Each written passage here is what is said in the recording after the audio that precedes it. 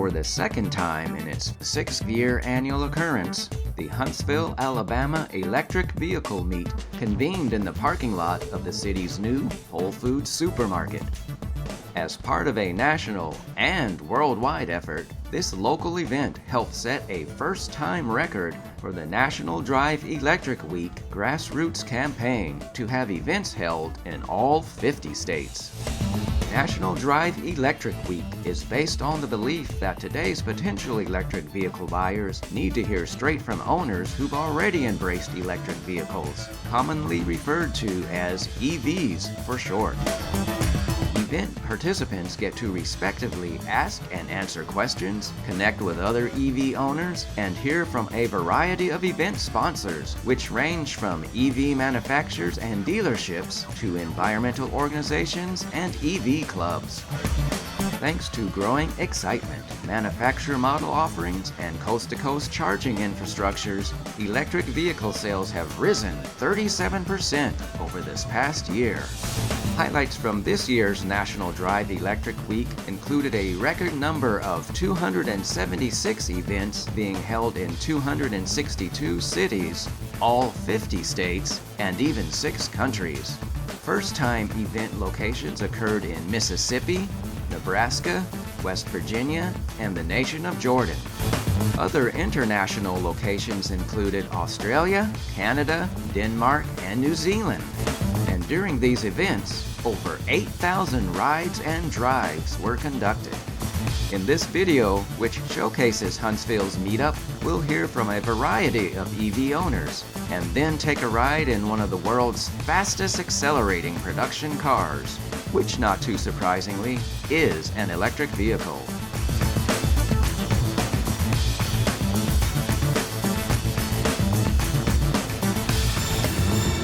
I've been watching the Bolts for a number of months before I ordered it. As soon as I found out that you could order a Bolt in Alabama, and that was June 15th, I put my order in at Landis Party and started the process. I want it all electric because it's maintenance is practically no maintenance on the car. Rotate the tires. The car I have a 1986 BMW 528, and it's costing me thousands of dollars to keep it on the road. I needed a new car, and it became clear to me that there are reasonable electric vehicles out there that where I don't have to worry about maintaining an internal combustion engine anymore. So looking around, the choices were Tesla, put $1,000 down and wait a year, or the Bolt. It was out there. So and I was reading the reviews on the various forums. People were loving the car, so I started down the path of getting that into my house.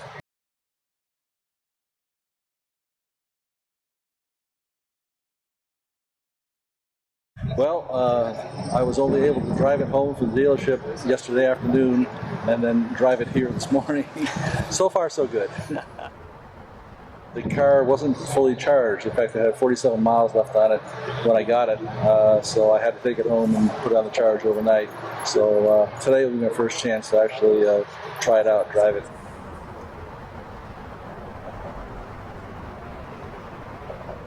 EPA says 238. Some of the forums I've read, people are, they call it joining the 300-mile club, getting 300 miles on a charge. I'm not going to try those challenges. I'm just happy to have something to commute around town with.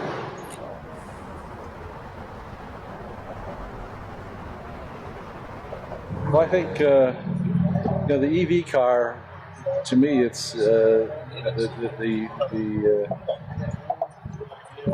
decision point has been passed now. It used to be that there just weren't cars around that had the range that would be reasonable, but Chevy and Tesla broke that 200-mile barrier, which I think makes electric vehicles a reasonable choice these days. But just the not having maintenance anymore, not having to fix an internal combustion engine and all the things that need maintenance or need fixing on it, that's the thing that people just I don't think they're conscious of it unless they take a good look. So I think all electric as opposed to like a hybrid. Hybrid you still got an internal combustion engine. You still got to do things with it. So all electric was the way to go for me. I just, when I went to the electric, I decided, it's a really neat car. I can get back and forth to work with not putting any gas in my car. And I found out after getting it, I can go all over Huntsville and do my errands and still have plenty of power to get home. It's just an all-around good fit for me because I'm getting close to retirement. And I've got to shave some of my expenses, and this car was inexpensive. I bought it used. It has great range, and it just, for me, it works out really, really well. I paid $6,000 for this car, and so far it's only costing me about 65 to 70 cents per day to charge it at my house. So I mean that was just an easy hit right there. It's just an easy fit. I've cut my gas expenses almost down to nothing. Because like I said, I still do have the gas-powered smart car. I've been averaging between 85 to 90 miles on a full charge.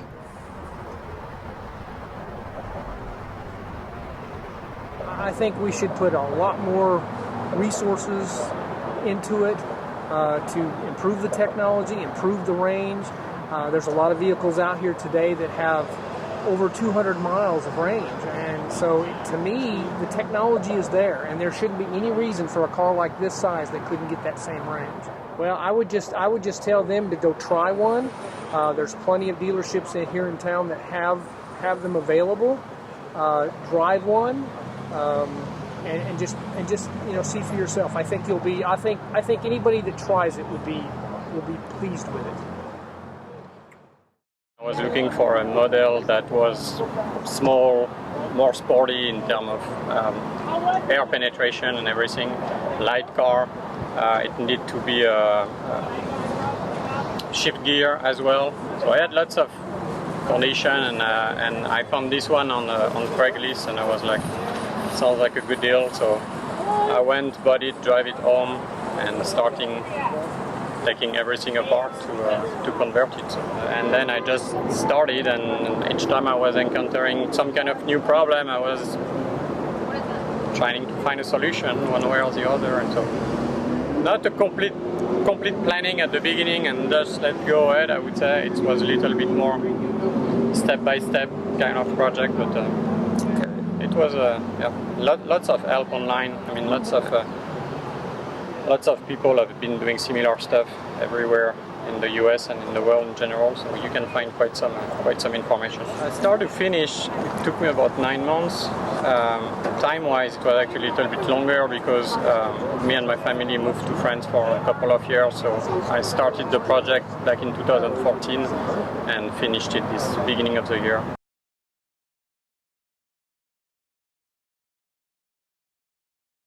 Yeah, I actually have an automotive engineering degree from France, so it's a mix of mechanical, electrical, and things like that. So yeah, but it's not too complicated.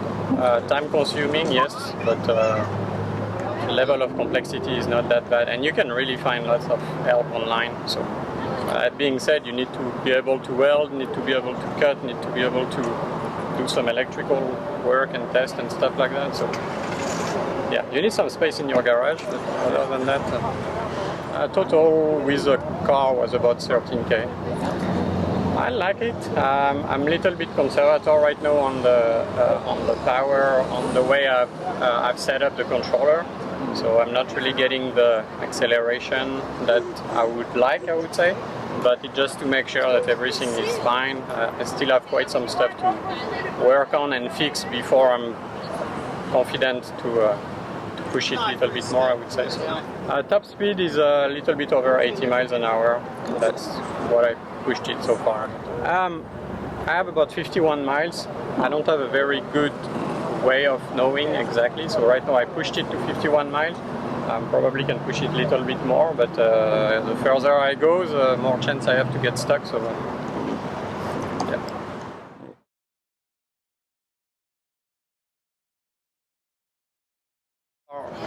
Most of the manufacturers now are using like very made batteries that fit perfectly inside their environment. I went through just regular catalog battery, I would say. So they are square rectangle battery, and it's harder to fit wherever you want them, but so it's a little bit more challenging. But yeah, regular battery, same type of technology that you will find on any other car.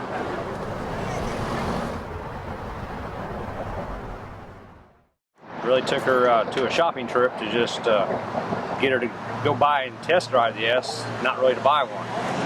Very impressed with it. We ended up putting in an order for the X at that time.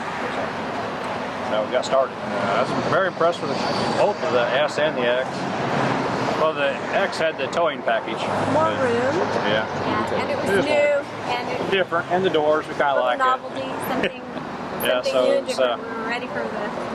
Yeah, we like the doors and just the difference of the car. I don't really drive it to work or anything. It's a weekend car. We do a lot of traveling. We just do trips and stuff. I've got a company truck I drive, and she's got her car.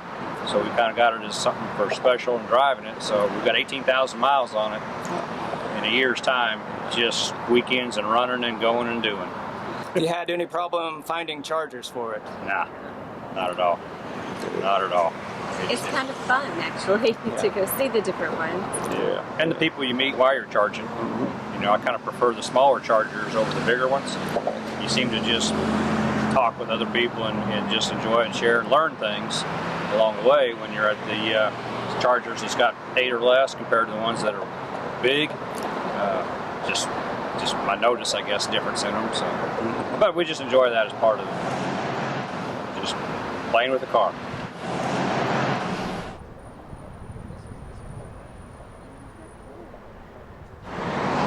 I definitely recommend a Tesla. Range, reliability, just everything about it. I think it's just the leader in the EV market. The Ranger service come out. They've had 2 little issues with the car, and they fixed it in my driveway. Absolutely awesome. Very, very, very well done. No complaints at all with that. I mean, that was better than taking a car into a local dealership. We live 3 miles from where our service center, or 3 hours from where our service center is. So that was huge by them coming to the house and fixing it. So, very nice service.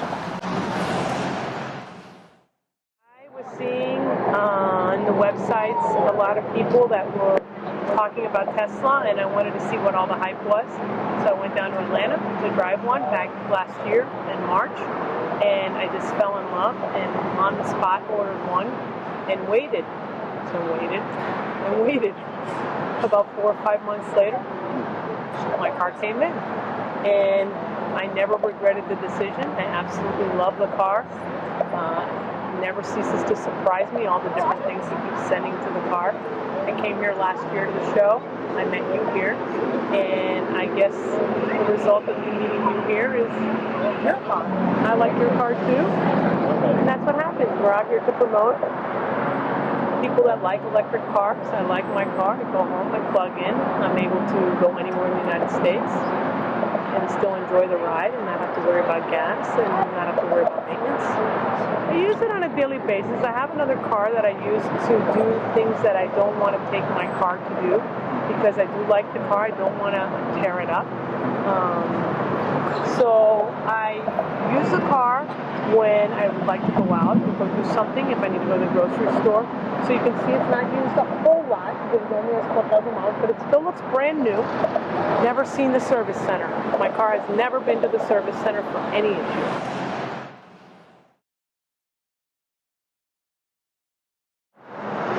I wasn't sure if I was going to be comfortable in the car because when I drove it, I really loved it, but I waited so long to get it, and when I got it, I was like nervous as to whether I really did like it or if I was just in awe of the car.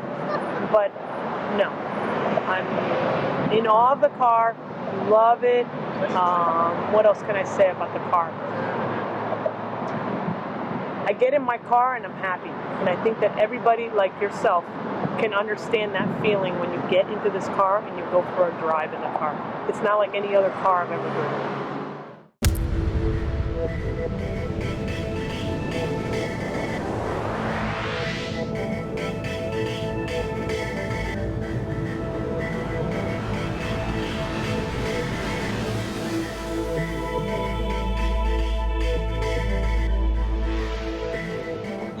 this thing up in Ludicrous Plus mode.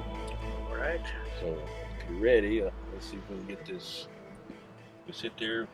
It's in Ludicrous now. I can go sport mode, normal power. This is still pretty fast. This will probably beat just about anything out there anyway. Right. But that's not fast enough, so I go Ludicrous. But that's not fast enough either. So we're gonna do this. They call it Ludicrous Plus, I call it Star Wars. But that's not fast enough. Oh, no. You wanna go faster? Yes. So then we're gonna take the batteries and we're gonna max out the power. And it says, batteries are already warm, I've got max power. Now we're giving this car everything it's got. I'm not gonna do this here in the parking lot. Because I don't wanna, jump in stuff. So what we're gonna do, we'll get up here and somewhere I'm gonna stop and we're gonna put it in launch mode. All right. Put the brake, got the gas. All right, you ready? Ready. Somebody say go. Go. Go.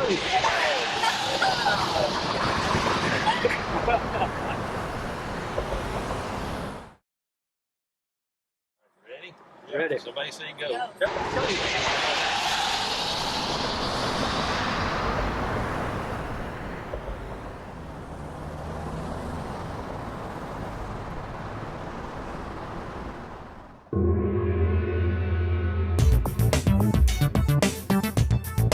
Sell you out on being an electric car, pure EV ride.